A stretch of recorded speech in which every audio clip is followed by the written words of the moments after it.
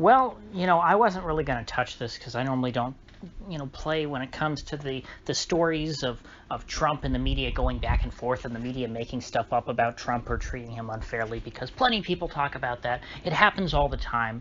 And frankly, I don't care that much about the little slap fights that they get into. But this time, Trump is really, really right, and the media is really, really wrong. So I do feel a need to address it, because when Trump gets something really, really right, I want to pat him on the back, because there aren't a lot of people who do that aren't, let's just say, knee-jerk Trump supporters. It is really a select few of us in the world who are not fans of Trump, but will give him credit, as much credit as he deserves when he gets something right. And so, I guess before I get into the details of what he said yesterday, the backstory is that on Friday, The Atlantic dropped some anonymously sourced piece saying that Trump didn't want to visit some graveyard that had the bodies of World War I veterans buried in it, because he said that, oh well, they died in combat, so they're losers, and I don't want to go see losers' graves. And could he have said this? Sure.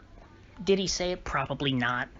Honestly, it sounds so cartoonishly evil that I just have a hard time believing it. My guess is that somebody from the administration who was fired at some point, like a John Bolton type of character, or there's plenty of other people like that who could have been there and said, oh, I heard this, could have been used as the anonymous source, which is why they're not naming the source. My guess is because were the source to be named, people could very easily dismiss it and say, well, of course, so-and-so would say that. But also, the reason why this could ring true for people who just sort of knee-jerk hate Trump is that, well, Trump said the same thing about John McCain. He said John McCain was a loser because he was captured, or he essentially mocked him for being captured and said he likes people who are not captured. That was a long time ago. Nobody cares about it. That's why this is a dumb story. Nobody's going to care about it now. John McCain was a much more prominent person than all of these, nameless World War I veterans. But one of the things in that article that they cited Trump as saying, which they were, sort of castigating him for, and we're going in, we're saying essentially this is evidence of how dumb Trump is and how wrong he is and why he shouldn't be president, and oh my gosh, was over him essentially asking why we were on the side that we were in World War I. He was saying essentially, who are the good guys here? I don't get it. And so The Atlantic and the rest of the media were going, ha, Trump doesn't understand who the good guys were in World War I. Well, of course, we were the good guys in World War I. Ha. Because, I guess there are still people who have such a cartoonish understanding of the First World War. I mean, in mainstream history, okay, in academia, that doesn't exist anymore, thankfully. It is no longer controversial, really, in an academic setting with intelligent people to say that the U.S. entering into the First World War was one of the greatest foreign policy blunders in American history. You might get some pushback on it. There will be people who disagree with you, but they're not going to say you're outright nuts. And that's what they're trying to say about Trump here. And my guess is that, the people writing at The Atlantic don't really know much about World War I either. They probably know about as much as they, as they accuse Trump of knowing. And to be fair, I don't think Trump knows much about World War I either. I think it's an honest question when he says, who are the good guys? I don't see it. And, they think that the reason why he can't find who the good guys are is because he doesn't know enough about the war. But even if he looked into it more, it would still not be clear who the good guys are, because there were no good guys. Everyone was bad in World War I. Now, nobody was terrible. Nobody was, supreme evil. Although it was a very evil thing that all these people chose to enter into the First World War, because the First World War was, all of the monarchs consented to fighting World War I, and that's really the evil act there. The World War I could have been totally prevented if any of the parties involved just said, I don't want to fight. Well, except for Belgium, because Belgium did say, I don't want to fight, and the Germans invaded them anyway. But the Schlieffen Plan is not enough of a justification to say that the Kaiser, was literally Hitler. In fact, Hitler didn't even exist yet. And as many people really understand now, it is because of the U.S. entering into World War I late and essentially reinvigorating the Allied side and essentially knocking over the very weathered Germans and making it clear to them that there was no way for them to win. Now, they weren't necessarily going to lose. If they held out, they could have held out for a very long time. They weren't defeated, but they had to surrender.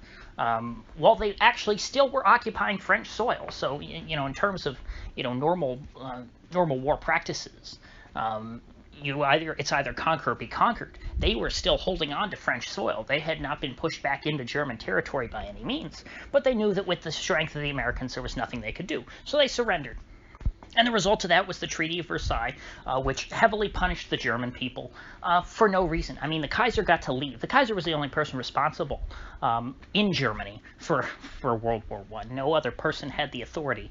But the Kaiser got to leave and go to the Netherlands, I believe, or Belgium. Actually, it would have been very ironic if he went to Belgium. I'm pretty sure he went to the Netherlands.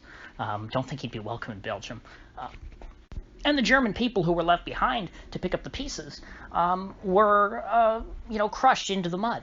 And that's how Hitler was able to gain popularity because, he was filled with righteous indignation. He was one of the many German soldiers who felt betrayed by the German leadership at the end of the war. And so it's very natural to think, well, gee, if Woodrow Wilson would have just not entered us into World War I, then there wouldn't have been this one-sided defeat for the Germans, and therefore they would have never grown so resentful as to be willing to hand power to someone like Hitler. In fact, Hitler himself may have never even become, the evil genius that we know him as today. Hitler might have just, remained a German soldier who liked to paint. And the 85 million people who died in World War II, might have been able to live full, healthy lives. So yes, it's very, very astute of Trump to question who the good guys were in World War I. He shouldn't just assume that, well, of course, America is the good guys. Everybody knows that. And so this sort of castigation and sneering at Trump continued over the weekend, and they keep talking about this. Oh my gosh, it's so terrible! Oh, Trump's really losing the troops, you see, because the troops want a president who understands that war is very important, and who doesn't think they're losers.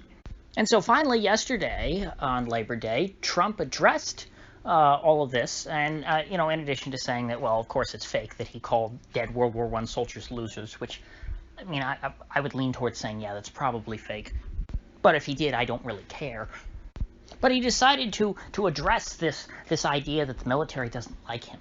Oh my gosh, look at all of these, all of these Republican national security experts who are coming out and endorsing Joe Biden. Oh, look at this. There's a walkaway movement from the Republicans to the Democrats. Oh, what the people really want is more wars in the Middle East, you see. Trump came up with, I think, the most effective comeback possible. In fact, I think it is one of the most important statements by any U.S. president, one which I will cite for the rest of my life probably, and which will be quoted for decades to come. A moment even more candid and prescient than Dwight Eisenhower's military-industrial complex speech, in which he warned the American people that hey.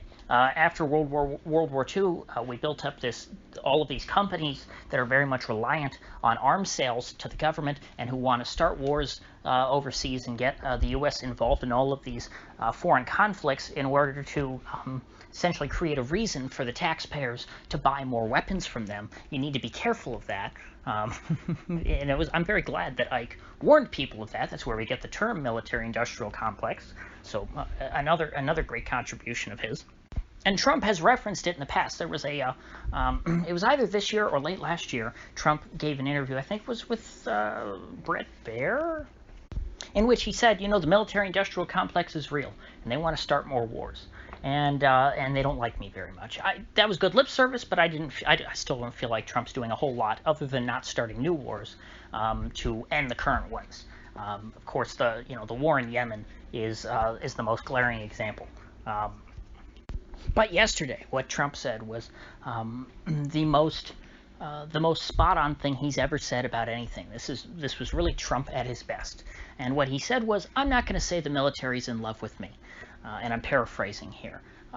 He said the soldiers love me, essentially, but the leadership, the guys in the Pentagon, the generals, the more senior officer class, they don't like me. And essentially, his rationale for that was that these guys, they want to go off and they start lots of wars, in which gives the government a reason to buy more bombs and more planes from the wonderful companies that make the bombs and make the planes, which I love that he just sort of threw that very sarcastic jab in there at Raytheon and Lockheed and Boeing, the wonderful companies, the wonderful arms companies we have that sell us our implements of death to rain down on all of these incredibly impoverished populations in the Middle East and in Africa, in the case of Somalia and other parts of Africa in the north.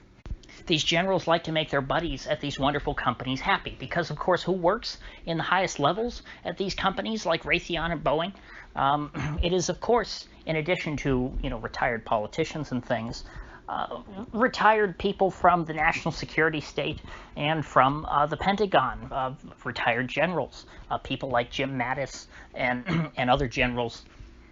And the reason is obvious. If these guys, when they are at the Pentagon, show a willingness to play ball with these defense contractors and give them lots of lucrative contracts, these companies will reward them later in life with very cushy seats on their board of directors, not because they have a wonderful record in the business world. Of course, most of them have never run a business because they've been busy running the Pentagon, which, if it were a business, would be the most insolvent corporation in the history of humanity. No, the reason why they hire these generals is because these generals then can go use their connections back at the Pentagon with the younger officers who have moved up, under them to fill their shoes, and convince them to spend more money with these companies. And so it's a revolving door. These companies make these senior officers, and other national security folks, super rich in their elder years, in exchange for, throughout their career, enriching the company.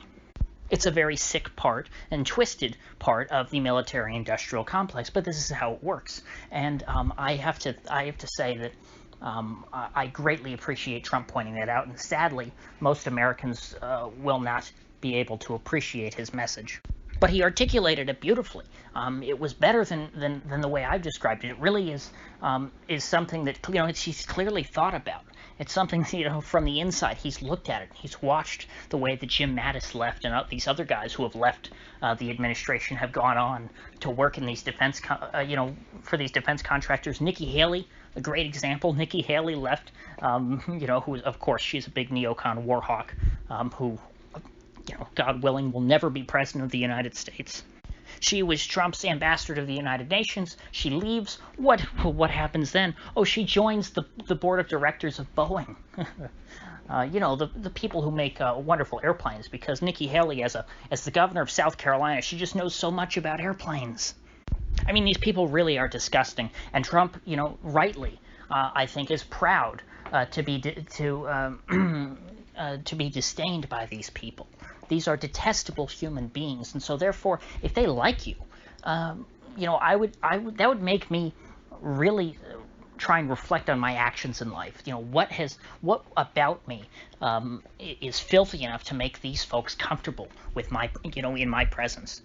If I were president of the United States, I would hope to be detested by just about every high-level Pentagon official, which is still quite possible, if you want to be loved by the rank and file of the Army and the Marines and the Navy. So I don't think it's too often that I applaud Trump, but these were good words. These were words that needed to be said, and frankly, I wish I could I should have it made, the whole quote made into a poster. And have it framed and put on my wall. I mean, it is, right alongside maybe a quotation from Ike Eisenhower's military-industrial complex speech, because it is that important. So, with that said, if you gained anything of value out of this video, I'd appreciate you clicking that like button and sharing this video. And if you haven't already, please do subscribe, because I do upload every day and I'd hate to have you miss one. So, I'll see you folks back here tomorrow.